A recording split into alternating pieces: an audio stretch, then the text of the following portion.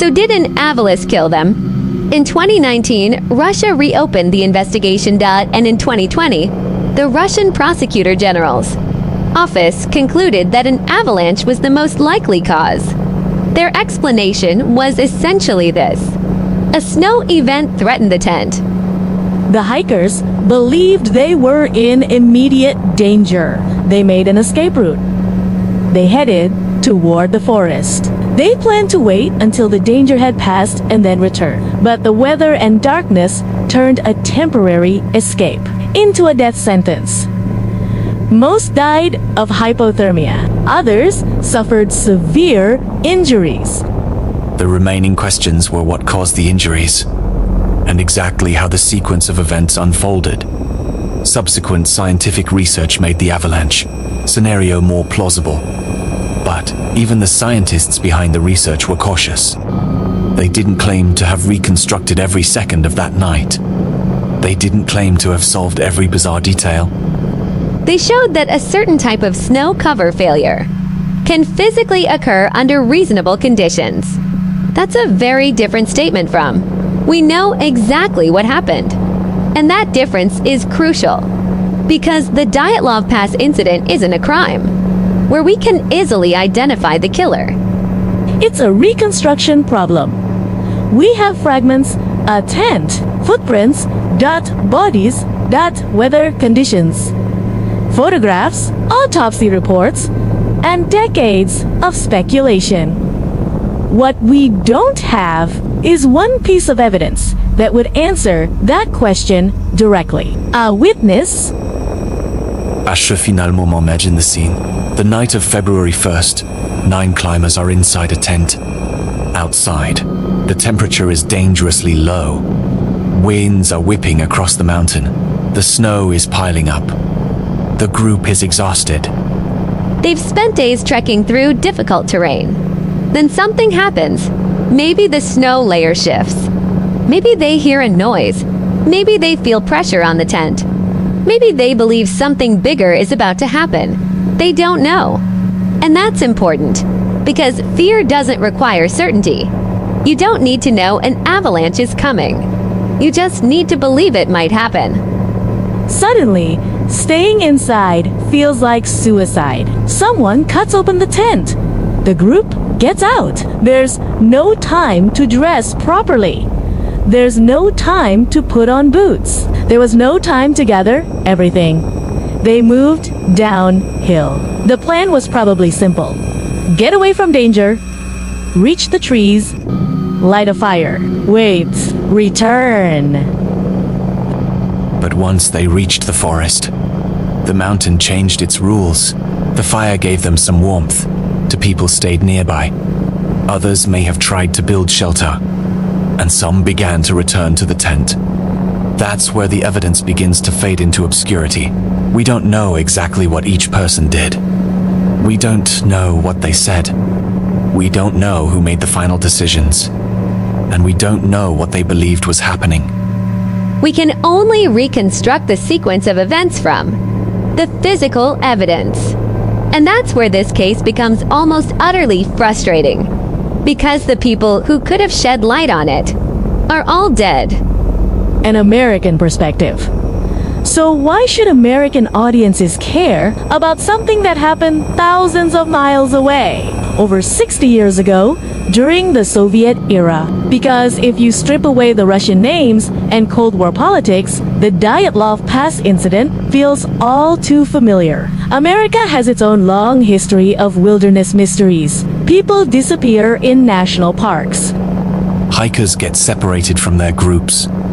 Experienced nature enthusiasts make decisions that seem impossible when viewed from a safe distance. And years later, investigators are left with only photographs, footprints, weather records, scattered belongings, and a few clues. Wildlife doesn't leave a perfect crime scene. It alters evidence, it buries things, it moves things. Animals disturb remains, snow covers footprints. Wind deforms terrain. Cold changes the human body. And when investigators finally arrive, the scene they see may be completely different from the one that existed when the incident occurred. That's what makes Dyatlov Pass so relatable to viewers of American true crime stories. Think of the wilderness cases that have captured attention across the United States. Mysterious disappearances, missing hikers, abandoned vehicles, backpacks found miles from where someone was last seen. The question of whether someone was lost, panicked, injured, or encountered something they couldn't handle. In these cases, the most frightening possibility isn't always that someone is hunting them. Sometimes, the environment itself is enough. A mountain doesn't need a motive. A blizzard doesn't need to be raging. And an avalanche doesn't need to be dramatic. It just needs the right conditions. That's what makes the Dyatlov case so unsettling. Because the explanation doesn't have to be extraordinary. It can be quite ordinary. But there are still problems. If the avalanche theory explains so much, why does the mystery persist? Because it doesn't answer everything. And here's where we have to be honest. Modern avalanche research provides a plausible mechanism for the initial crisis. It can explain why the snow cover could have been released more slowly than expected. It can help explain the severe injuries. It can help explain why the hikers suddenly abandoned their tent. But what about the exact sequence after they left? What happened in the forest? Why were the bodies found where they were?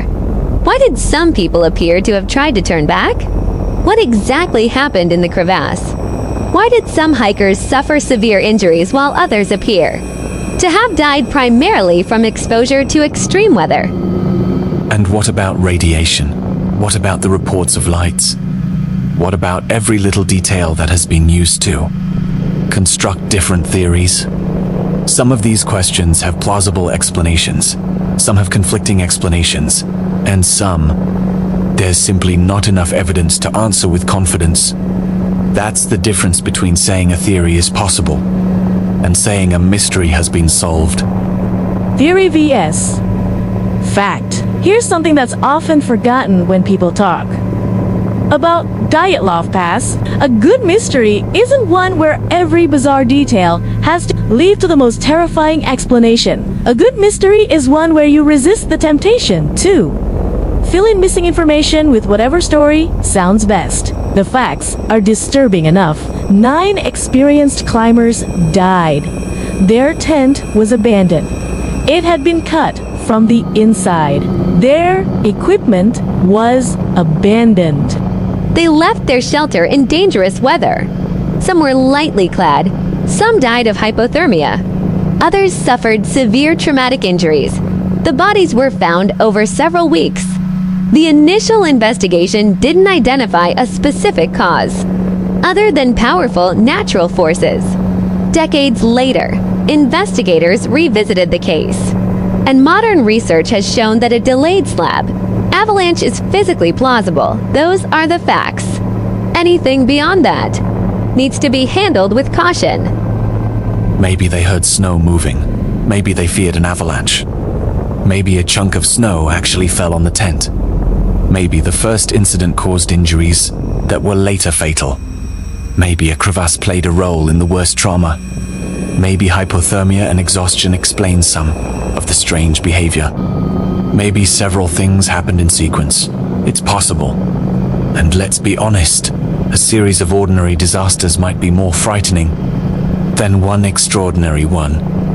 The most terrifying possibility, because this is the possibility I have the hardest time dismissing. What if no one makes a crazy decision? What if everyone does exactly what they think is right?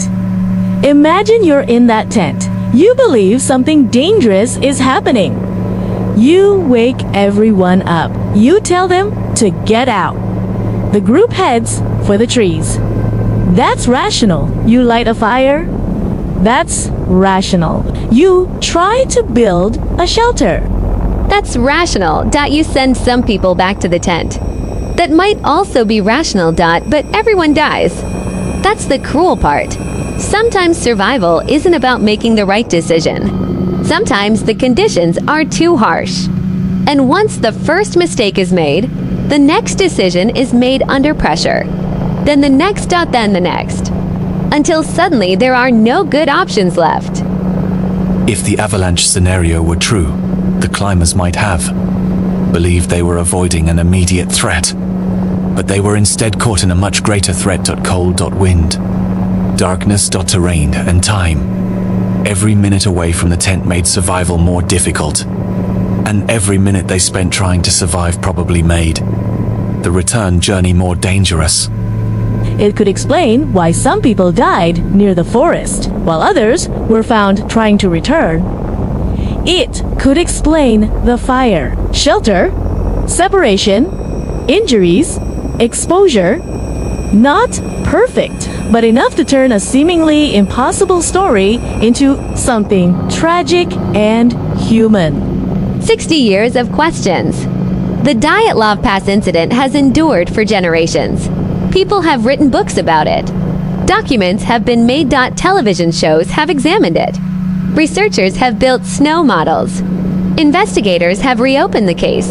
And still, there is no video footage of what happened. There are no final messages explaining the emergency. No survivors can tell us what they saw. There is not a single piece of evidence that says, "This is exactly what happened." That's why this case refuses to end, because the human brain hates incomplete stories. We want closure. We want the killer. We want the monster. We want an explanation that ties it all together. But sometimes history gives us none. Sometimes all we get are fragments. And the Dyatlov Pass Incident is one of the most horrific collections of fragments imaginable. A photograph of 9 young people unaware of their imminent death, an abandoned tent on a frozen mountain, footprints disappearing into the snow, a fire burning beneath the trees, bodies scattered across the landscape, and a mountain that remains silent. what really happened? Perhaps the answer is hidden in the evidence. Maybe it was an avalanche. Maybe the climbers heard or felt something that convinced them the tent was about to collapse. Maybe they fled, believing they would return in minutes. Maybe the mountain then trapped them outside. Maybe the severe injuries were caused by the snow and terrain. Maybe the strange details that later fueled conspiracy theories were simply the result of cold, decay, predators, contamination, or imperfect records. Or maybe we're still missing something. That's the uncomfortable part. Because the avalanche theory might explain the beginning, without having to explain every second that happened afterward. And that's why the Dyatlov Pass incident remains so fascinating. Not because we don't know anything, But because we know enough to understand what happened without knowing exactly why it happened. 9 people entered the mountains. 9 people died. And 1 man turned to the past. Yuri Yudin then carried the burden of being the sole survivor of the original group. He left because of physical pain. At the time, it must have felt like an unfortunate setback. Years later, it became something much darker. A decision that separated one man from the fate of everyone who had traveled with him. And perhaps that's the most haunting detail. There was nothing supernatural about his decision to return home. There was nothing mysterious. He simply left. And sometimes, survival can depend on something so ordinary. Final questions. More than 60 years later, we can build computer models. We can reconstruct weather conditions. We can study the physics of snow. We can examine the terrain. We can review autopsy findings. We can compare theories. And we have learned far more about the mountain than investigators knew in 1959. But we still can't ask the 9 people who were there. We can't ask Igor Dyatlov what he heard. We can't ask Zinaida Kolmogorova why she followed him. We can't ask the others what they believe happened. inside that tent, and we can't ask them why they chose to walk into the darkness when the tent was the only place that might have saved their lives. Perhaps the mountain will finally give us an answer. Perhaps the late snow cover really was the first domino. Or maybe there's still one missing piece that will change the whole story. So now I'm curious to hear your thoughts. Was Dyatlov Pass Incident ultimate could be snow weather, is hypothermia, or do you believe there was still something about that night that the avalanche theory can't explain? And more importantly, if you were in a tent that night, what do you think would have been terrifying enough to make you leave it without boots, without a coat, and without knowing if you would ever return?